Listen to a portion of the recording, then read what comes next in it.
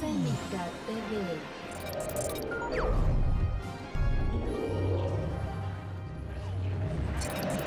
Cénica TV. Vamos a hablar ahora en aspectos de autoinmunidad básica, no vamos a hablar de clínica solamente porque es un curso de inmunología básica.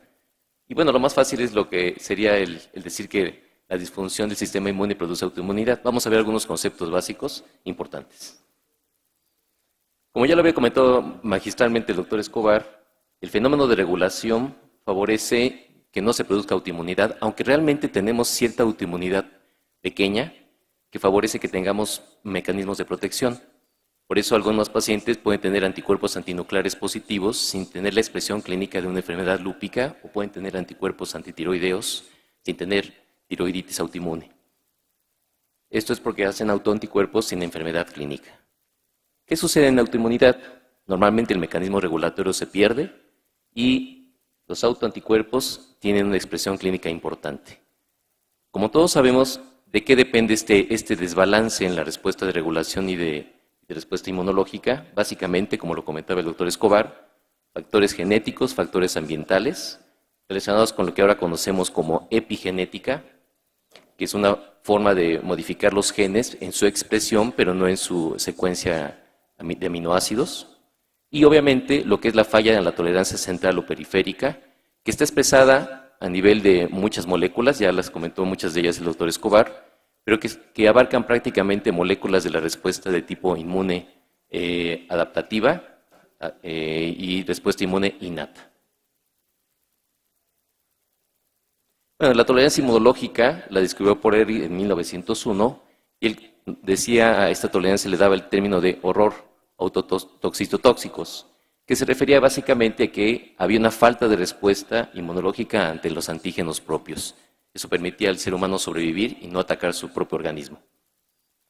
Esta tolerancia se lleva a cabo durante la ontogenia del sistema inmune y esta es a nivel central, médula ósea y timo, y periférica en órganos linfoides y tejidos. Como ya lo he comentado, no vamos a perder tiempo en esto. La afectación de la tolerancia puede ser a nivel de célula T, central o periférica, a nivel de célula B, central o periférica, a nivel de células T regulatorias, a nivel de células T citotóxicas y indudablemente a nivel de la respuesta innata. Entonces, ¿qué vemos en pacientes con lupus? Que hay una serie de secuencias para la presentación de la enfermedad y que tiene una expresión clínica importante genética en la relación con los anticuerpos. Individuos susceptibles a lupus, por ejemplo, tienen tres fases importantes en el desarrollo de la enfermedad. Lo primero es la pérdida de la tolerancia, que favorece que tengan pacientes que tengan una respuesta clínica de anticuerpos antinucleares sin síntomas. Y como ustedes ven del lado, en la contraparte de su lado izquierdo, es la afectación genética a ciertas moléculas de la respuesta inmune. La disregulación ya empieza el paciente a presentar efectos patogénicos que se refieren básicamente a sintomatología generalizada y que afecta principalmente fenómenos asociados a moléculas también de la respuesta inmune. Y finalmente la selección, dependiendo del tipo de enfermedad, se generan los daños ya específicos para órganos, que pueden ser nefritis, neuritis, artritis, vasculitis, con obviamente la presentación de diferentes moléculas genéticas asociadas a ciertos afectos de la respuesta inmunológica. Entonces, el mecanismo más importante, o uno de los más importantes, son muchos, que regulan el aspecto de tolerancia inmunológica, es el fenómeno de apoptosis. La apoptosis, que es la muerte celular programada, tiene básicamente para su inicio dos vías, la vía extrínseca y la vía intrínseca. La vía extrínseca se genera principalmente al contacto con los Fas ligando, el Fas que expone la célula, que va a ser apoptótica, que activa captasa 8 y que produce un daño a nivel del DNA y afecta el ciclo celular, con la muerte de la célula. Y la vía intrínseca producida principalmente por mecanismos también de daño de DNA, estrés celular y retiro de citocinas, que favorece dos vías. Una vía preapoptótica que favorece la apoptosis y una vía preapoptótica o antiapoptótica que evita la apoptosis. Entonces la misma célula tiene la cualidad de evitar la apoptosis o de favorecer la apoptosis. Ya una vez que la célula apoptótica es degradada, su célula degradado, obviamente se tiene que eliminar del cuerpo y eso lo hace el fagocito. Y como ocurría en la presentación antigénica que presentó el doctor Escobar, creo que cuando veo mis esquemas me acuerdo de las caricaturas de Mickey Mouse en los 70s, Se requieren también células cooperadoras o de receptores cooperadores para reconocer la célula fagocítica que expone por parte del fagocito y por parte de la célula. Y el fagocito además produce interleucina 10 y TFB-beta, que son inmunoreguladoras. La disfunción o en la falla en la apoptosis genera autoinmunidad. Pero es interesante, depende dónde. Yo puedo generar autoinmunidad si inhibo la apoptosis de las células T o B autorreactivas. Si la célula que produce los autoanticuerpos no se elimina, genera autoinmunidad. También la puedo generar si las células regulatorias, que lo comentaba el doctor Escobar, no se eliminan en forma temprana, la respuesta inmune se genera importante. Es como si los papás se van de casa, ¿verdad?, de la fiesta. Y ahora, algo muy interesante y que también se ha visto es que la apoptosis puede generar también la exposición a antígenos propios que durante el proceso inflamatorio se generan y no son eliminados. O también, cuando la célula apoptótica tarda mucho en eliminarse, genera anticuerpos o respuestas autoinmunes importantes. Entonces, del esquema anterior que vimos, fíjense, un defecto en el Fas ligando, un defecto en la activación de DNA, o un defecto en evitar la apoptosis en células, por ejemplo, T autorreactivas. Bueno, esto puede generar en los pacientes, aquí está. Esto puede generar en los pacientes un defecto que favorece la supervivencia de la célula T autorreactiva y favorece autoinmunidad. Esto se ha visto, por ejemplo, en lupus eritematoso sistémico. A nivel de la fagocitosis de la célula apoptótica también se ha visto que defectos en las células receptoras o cooperadoras de este reconocimiento de la célula fagocítica a la célula apoptótica también pueden favorecer supervivencia de la célula, y si es una célula T autorreactiva, genera la supervivencia de esta célula para producción de autoanticuerpos. Entonces, si tenemos algunos ejemplos de otras células que pueden producir esto, por ejemplo, esta célula, imagínense que es el músculo. El músculo, por diferentes mecanismos, desnutrición, luz ultravioleta, FAS, CTL o células NK, favorece apoptosis. Normalmente, en condiciones de fagocitosis, ocurre una rápida eliminación con muerte antiinflamatoria y esto no genera autoinmunidad porque se elimina rápidamente. Pero, si por cuestiones genéticas o del medio ambiente o de epigenética hay una lenta eliminación, la muerte es proinflamatoria y se generan autoanticuerpos. ¿Por qué? Porque la célula produce autoantígenos que son reconocidos por el sistema inmunológico de manera natural y esto produce la liberación de estos antígenos. Y si, por ejemplo, estamos hablando de dermatomiositis, se producen los anticuerpos que podemos detectar en sangre, el MIO2, el ROES o el DM1, que son anticuerpos que medimos en sangre y que se pueden cuantificar clínicamente. Fíjense, el estrés que siempre hemos comentado también es otra forma de generar autoanticuerpos y el mejor ejemplo lo vemos en síndrome de Sjögren. Esta enfermedad que afecta lo que conocemos como queratoconjuntivitis zika, habla del fenómeno de estrés cuando no es bien llevado a cabo, no hay mecanismos adecuados de control del estrés y genera estrés crónico. Esto da dos disfunciones, una en el eje hipotálamo hipoficiario y otra a nivel del sistema nervioso autónomo con incremento de la respuesta simpática y disminución de la parasimpática. Si esto lo llevamos a las glándulas salivales, la glándula salival tiene la célula receptores beta, receptores de acetilcolina y receptores de beta adrenérgicos. El efecto sobre el receptor de acetilcolina baja el calcio y eso disminuye la producción de saliva. Por estos pacientes producen poca saliva. Pero es interesante que la afectación o la activación del receptor beta adrenérgico favorece la producción de citocinas, interleucinas 6 e interferones. En un segundo estrés o en el estrés crónico se produce lo que se conoce como autofagia y esto produce apoptosis y la apoptosis genera la liberación de estos autoantígenos, principalmente el antígeno Rho y el antígeno LA, que actualmente se pueden cuantificar en sangre en los pacientes como anti-Rho y anti-LA.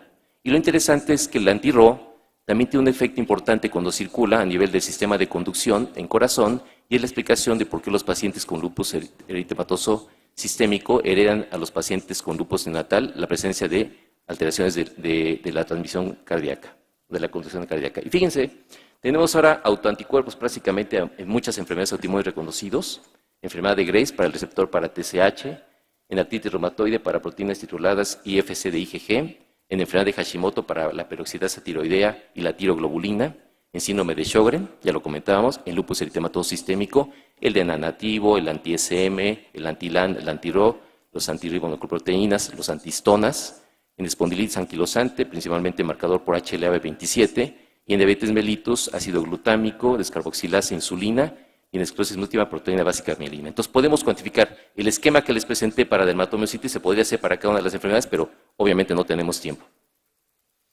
El fenómeno del medio ambiente en relación con los patógenos, un efecto claro se ve en la enfermedad de Bessel. En la enfermedad de Bessel, que se caracteriza por úlceras orales y genitales, el Streptococcus sanguis y la predisposición por HLA-B51 favorece la formación de úlceras orales, periodontitis y reacción cruzada, y la liberación de proteínas de choque térmico, principalmente 60-65, que tienen una afectación importante, son reconocidas por la célula presentadora antigénica y puede estimular a la célula T autorreactiva en pacientes susceptibles indudablemente. Esta célula T autorreactiva activa TH17 y esto activa ciertas sustancias como el factor de crecimiento endotelar vascular que favorece la activación, la quimiotaxis de polimorfonucleares, pero estas también proteínas pueden hacerlo directamente para activar al polimorfo nuclear. Por otro lado, la célula T autorreactiva estimula el TH1 y esto produce un daño tisular y el fenómeno de vasculitis que vemos en la enfermedad de Bessel. Y es interesante cómo se están buscando cada vez más causas de autorreactividad. Se hablaba mucho de la obesidad en los pacientes con diabetes mellitus tipo 1 y se ve que una hormona, la leptina, es una hormona que puede activar células T efectoras y favorecer autoinmunidad, pero también puede disregular las células T regulatorias y favorecer autoinmunidad. Entonces el campo de la autoinmunidad es enorme, cada campo se ve en cada paciente. Y bueno, ya hablaba el doctor Escobar sobre las M2 o las M1. Entonces, en sangre normalmente tenemos el macrófago, que normalmente, dependiendo del estímulo en el que se encuentre, puede producir macrófagos M1 o de tipo M2. Y el macrófago M1 se ha relacionado más con un efecto proinflamatorio, o sea, favorece la inflamación, y el macrófago 2 es antiinflamatorio. Y hay un tráfico entre ambos o una recomendación entre ambos de acuerdo al paciente. En autoinmunidad lo que vemos es que hay un sobreexceso en la producción de macrófagos o de presentación de macrófagos M1 y con una disminución en el tráfico hacia M2 y también favorece el isotipo hacia M1 y esto generalmente se ve en lo que se conoce actualmente como polarización M1-M2 que está descrito en lupus eritematoso sistémico. Ya no voy a entrar mucho en detalles porque el doctor ya hablaba de los PPRs y los TAMs y los PAMs, pero bueno, Charles Handaway describió por primera vez estos PRRs, que son receptores de patrones de reconocimiento de células humanas inmunes, presentes en las células inmunes. Reconocen patrones moleculares, como ya habíamos comentado, los DAM en bacterias, los PAMs en bacterias, y los otros son asociados a daño estructural, que son los DAMs, que son patrones moleculares asociados a daño. Ahorita les voy a comentar por qué este esquema, lo voy muy rápido porque el doctor Escobar ya magistralmente lo presentó. Entonces, como él comentaba, los receptores PRR se encuentran en el citoplasma, en la membrana citoplásmica, pero también se encuentran intracitoplásmicos y son los que principalmente reconocen los DAMs. Lo interesante de esto es que estos DAMs, cuando inician la fase de destrucción del alergeno que produjo, del antígeno que produjo, produce lo que se llaman los inflamosomas, que son asociados a los receptores tipo NOL o NLR. Y estos inflamosomas, interesantemente, producen interleucina 1 beta, interleucina 18, y producen un fenómeno que se conoce como piroboptosis, que es la muerte celular, pero en la cual existe la posibilidad de que el material interior permanezca. Fíjense, la diferencia en la apoptosis es que la célula se destruye y no se expone hacia el sistema inmunológico, por eso no se genera una respuesta de autorreactividad.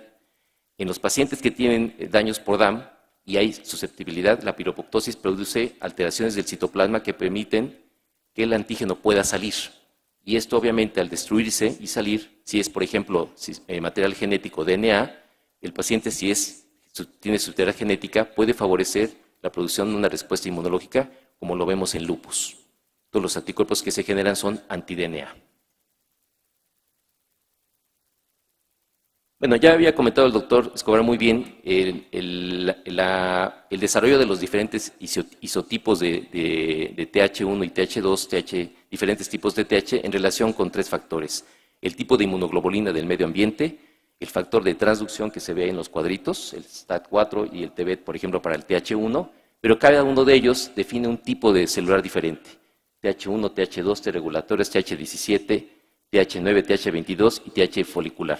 ¿Por qué son importantes cada uno de los conceptos? Porque cada uno se ha asociado en diferentes maneras a la producción de diferentes citocinas y cada una en relación con diferentes espectros de ensayos inmunológicos clínicos, o sea, la expresión clínica de la enfermedad. En autoinmunidad, si se fijan, prácticamente todas las células, TH1, T regulatorias, TH17, TH9, TH22 y TH folicular, están disfuncionales o predominan. Ese es un trabajo muy interesante hecho en la enfermedad de Kawasaki. La primera columna que ven es el paciente en controles. La segunda columna es en fiebre. Y la tercera columna, cuarta y quinta son las más importantes. La tercera columna se refiere básicamente al paciente antes de recibir la gamma globulina. Y las dos siguientes es recibiendo la gamma globulina a los 3 días y la última a los 21 días. Fíjense cómo los marcadores para interleucina 6, el factor de crecimiento transformante beta, la interleucina, la mayoría de las citocinas inflamatorias están elevadas antes del paciente de la aplicación de la gamma y vean cómo se reducen espectacularmente después de la aplicación de la gamma globulina. Es interesante cuando vemos los marcadores para FOXP3, que sería un marcador de célula T regulatoria, y el marcador ROR gamma teta, que sería un marcador para TH17, como en las formas regulatorias se incrementan después de la aplicación de la gamma globulina, pero la forma TH17 permanece todavía hasta los 21 días, lo cual habla de por qué vemos ese manejo crónico del paciente con Kawasaki, de manejo ya sea con aspirina o esteroides, que se tiene que prolongar porque todavía tenemos población de TH17 y recuerden que el TH17 produce interleucina 17, que es inflamatoria. Claro, ojalá fuera así de sencillo en relación con el Kawasaki, pero acuérdense que la enfermedad autoinmune, aunque estamos hablando de aspectos de inmunología básica, no es nada más inmunología y se refiere, por ejemplo, este trabajo hecho en enfermedad de Kawasaki habla de los defectos a nivel del vaso, y el vaso tiene un papel importante en relación con la producción de ciertas moléculas. Moléculas como esta de endoteliales, las células endoteliales circulantes y células de protección. Cuando existe un daño vascular, se liberan los factores estimulantes de endotelial vascular y la angiopoietina 2 y la angiopoietina 1, que tienen receptores en el vaso y que tienen ciertos efectos, unos de proliferación y supervivencia, la angiopoietina también, inflamatoria y la angiopoietina 1 proinflamatoria. Entonces, cuando vemos trabajos en relación con Kawasaki, vemos que en la segunda columna y tercera se ve el Kawasaki temprano y el Kawasaki tardío, y vean cómo está elevado en relación con el factor de crecimiento endotelial vascular, cómo está elevado la angiopoietina 1, cómo cuando comparamos Kawasaki activo con Kawasaki inactivo, cómo se reducen estas proteínas, igual que ocurre con los sistemas vasculares. Entonces, el vaso tiene una función muy importante en las vasculitis que vemos en pacientes. Y bueno, este esquema que ya el doctor Escobar lo dibujó mucho mejor que el mío, que habla obviamente de la interacción de la presentación antigénica con la inmunidad la respuesta innata con la inmunidad adquirida, y la producción de linfocitos y macrófagos con las diferentes interleucinas, pero es solamente para hablar del papel importante de las células T regulatorias. Como ustedes saben, las células T regulatorias, tenemos dos grupos de células T regulatorias, las que derivan del timo y que reconocen principalmente fenómenos de autoinmunidad para evitar autoinmunidad en nosotros, desde el nacimiento durante la ontogenia, y las que se generan durante el fenómeno de respuesta inmune, que habla de las células T regulatorias inducidas. Estas obviamente tienen un bloqueo importante de la célula T, del linfocito CD4, por medio de citocinas, como ocurren las T reinducidas, pero también lo pueden hacer las naturales en forma de contacto célula-célula. De los grupos de células T regulatorias inducidas, ya habíamos comentado, tenemos 3 grandes grupos, y las más importantes desde el punto de vista regulatorio son la que es la CD425 FOXP3, que se llama TH3, y la célula regulatoria T1 y la FOXP3. Es muy importante la interleucina 23 y la interleucina 7 por ser inflamatorias, ya comentábamos la importancia que tienen en las enfermedades autoinmunes, y como ustedes ven, la célula presentora antigénica es la fuente más importante de interleucina 23, o de las más importantes, y esta favorece en las células linfoides innatas la producción de interferón gamma e interleucina 17, produce el switcheo de CD4 de TH0 a TH17, con la producción, desde luego, de interleucina 17. Esta también se puede producir por interleucina 6 e interleucina 21. Y finalmente, la activación de TH17 para la formación de interleucina 17.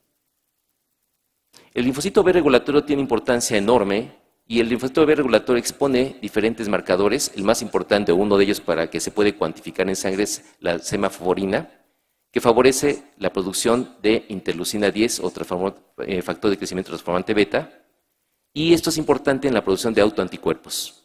Entonces, el mecanismo de daño en los autoanticuerpos pertenece principalmente a aquellos mecanismos descritos en los 60 de Helicums de hipersensibilidad tipo 2. Entonces, en este ejemplo que les puse de tiroiditis, tenemos la hipófisis, la TSH con el receptor de TSH y la célula tiroidea. Cuando hay un autoanticuerpo, el autoanticuerpo puede reconocer el receptor de célula TH y esto aumentar la actividad de la célula para que ésta produzca hormonas tiroideas, como vemos, por ejemplo, en la enfermedad de Graves-Basedow, que hay hipertiroidismo. El otro mecanismo también puede ser que el autoanticuerpo reconozca al TSH y al receptor y haya un bloqueo en la función de la célula tiroidea, como ocurre en el mixedema, y finalmente también se puede producir el autoanticuerpo dirigido contra alguna proteína dentro de la célula tiroidea, como la tiroglobulina y la peroxidasa, que favorece que esta célula se destruya. Entonces, estos son los mecanismos, y también puede ser por un CD8 citotóxico. Estos mecanismos ahora se conocen como mecanismos de hipersensibilidad tipo 2, pero se les ha dado el adjetivo de tipo 2A citotóxico, tipo 2B neutralizante y tipo 2C estimulante. Y bueno, como ustedes ven, al tener reconocimiento de anticuerpos, podemos tener anticuerpos de tipo IgG en artritis, que es el factor reumatoide que cuantificamos en sangre, que puede ser IgM o IgG, y también vemos que hay la especificidad de los anticuerpos, puede explicar la lesión que vemos clínicamente como el anti-DNA nativo y el anti-C1q, que explican la lesión renal en los pacientes. Y fíjense, este ejemplo de púrpura de género se los quise presentar como un ejemplo de mecanismo de hipersensibilidad tipo 3, que es por complejos inmunes. Esta es la IgA. Normalmente la IgA tiene una zona de bisagra. Es la IgA1, que es la que tiene esta exposición de estos, digamos, aminoácidos. Y la exposición que se presenta principalmente es a serina y treonina. Normalmente, por efecto de una enzima, esta serina y treonina adquiere la presencia de una N-acetilgalactosamina, y esta N-acetilgalactosamina, el complejo serina-treonina N-acetilgalactosamina, por otra enzima, adquiere el reconocimiento por GAL. Y este complejo de GAL, por otra enzima, adquiere ácido ciálico, que son zonas de unión de carbohidratos. Esta es la IgA normal. En pacientes con púrpura de Henoch, lo que llegamos a ver es que hay un aumento en la actividad de la enzima, si se fijan en la última enzima en relación con la unión del ácido ciálico, y eso hace que el efecto de unión del ácido ciálico a la unión de la bisagra en serina-treonina se haga antes de la unión con GAL. Y esto evita la unión de la galactosamina. Entonces es una IgA deficiente en galactosamina. ¿Por qué es importante este tipo de anticuerpo? Porque en la IgA normal, en el catabolismo normal de la IgA, que es por hígado, la IgA cruza perfectamente bien unido a un receptor cianogluproteico en el hepatocito por el espacio que hay en el espacio de DIS para permitir que ingrese y sea fagocitada y sea destruida. Cuando la GAL es deficiente en IgA, la IgA es deficiente en GAL, en galactosamina, entonces lo que pasa es que forma complejos inmunes porque la FC reconoce estas zonas de galactosa y lo que hace es, no se pueden eliminar por el tamaño y por eso se depositan en riñón. Y eso forma obviamente la actividad por complejos inmunes que vemos localmente. Y bueno, pasando un poco a algo un poco más actual, las células linfoides innatas, que actualmente se consideran como células que no tienen ni marcadores T ni marcadores B, por eso se le llama células innatas, linfoideas innatas, tienen diferentes papeles importantes en la respuesta inmunológica, que no vamos a ver por obvio del tiempo, tengo 11 minutos todavía, y lo importante es el papel patológico en las enfermedades inflamatorias. Entonces tenemos tres grandes grupos de estas células innatas linfoides, ya había comentado el doctor Escobar algo de esto, y fíjense, lo más importante en términos de autoinmunidad es el grupo 3 y el grupo 1. El grupo 2, como comentaba muy bien, es más importante en las respuestas aléicas porque semeja lo que vemos con el TH2 por el tipo de citocinas que están viendo ustedes allí, que produce principalmente. ¿Y por qué es importante el grupo 1? Bueno, el grupo 1 es importante porque puede generar fenómenos de autoinmunidad.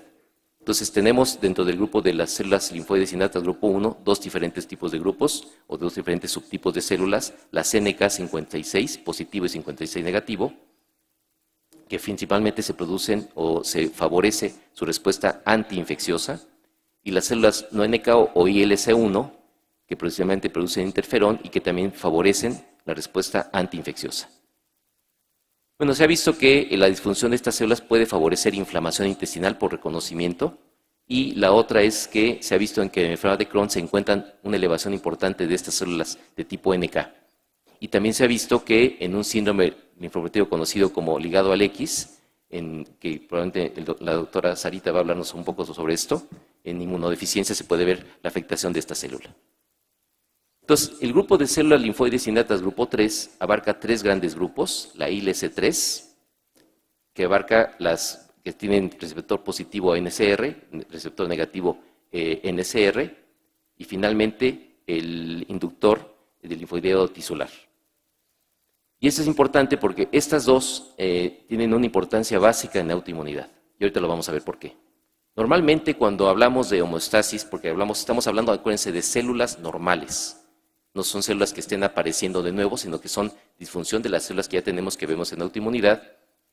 El inductor tisular del linfoideo produce interleucina 22, que normalmente se utiliza para reparación, por ejemplo, de daño, por ejemplo, en el epitelio intestinal.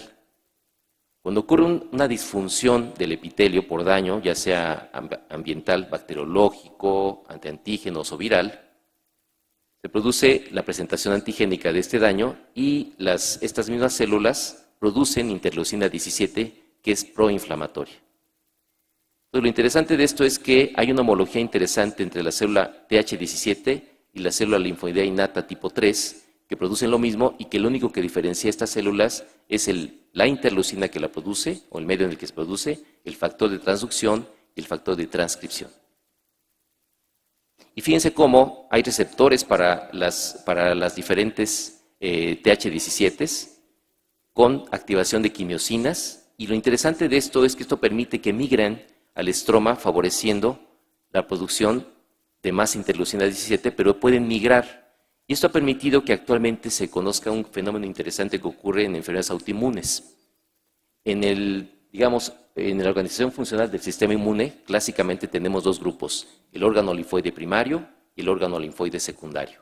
El órgano linfoide primario está asociado a timo, médula ósea, y el órgano linfoide secundario a ganglio linfático, vaso y tejido linfático asociado a mucosas. Cuando existe un insulto inflamatorio, llámese infección crónica, autoinmunidad o tumores, se activan las células linfoides innatas, y estas células pueden formar un órgano linfoide terciario. Y este órgano linfoide terciario formar lo que se llama folículos linfoides ectópicos, que si son, por ejemplo, en tejido linfático asociado a bronquios, se llama como ectópico, pero también se pueden formar a nivel de sinovial. Y eso es importante.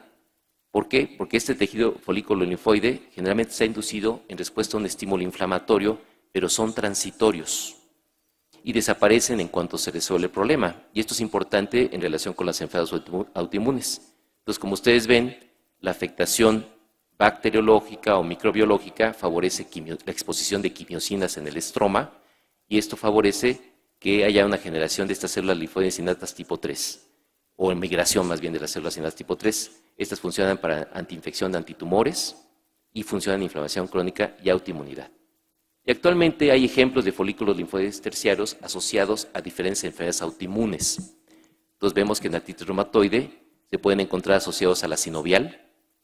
Estas son las quimiosinas, entre paréntesis, que lo favorecen. En tiroides de Hashimoto podemos verlo en tiroides, en Sjögren, en salivales, en esclerosis múltiple en cerebro, en enfermedad de Crohn en el tejido linfático asociado a tubo digestivo, hasta en arteriosclerosis asociado a arterias, en Helicobacter pylori asociado en el estómago, y en rechazo infarto. Entonces, como ustedes ven, el desarrollo de esos folículos linfoides terciarios está favoreciendo que la respuesta inmune se pueda prolongar, pero ya localmente. Bueno, estos dos son dos de mis queridos hospitales, el Nacional de Pediatría y Médica Sur. Y bueno, siempre que hablamos de autoinmunidad, a mí me recuerda también, cuando hablamos de autoinmunidad, de mi querido maestro, el doctor Renato Berrón, que falleció el año pasado. aquí en una de las cosas que más nos enseñó en la parte de la inmunología, que era el saber disfrutar de lo que es la vida. Y bueno, esta es una de mis selfies preferidas. Muchas gracias. Cénica TV.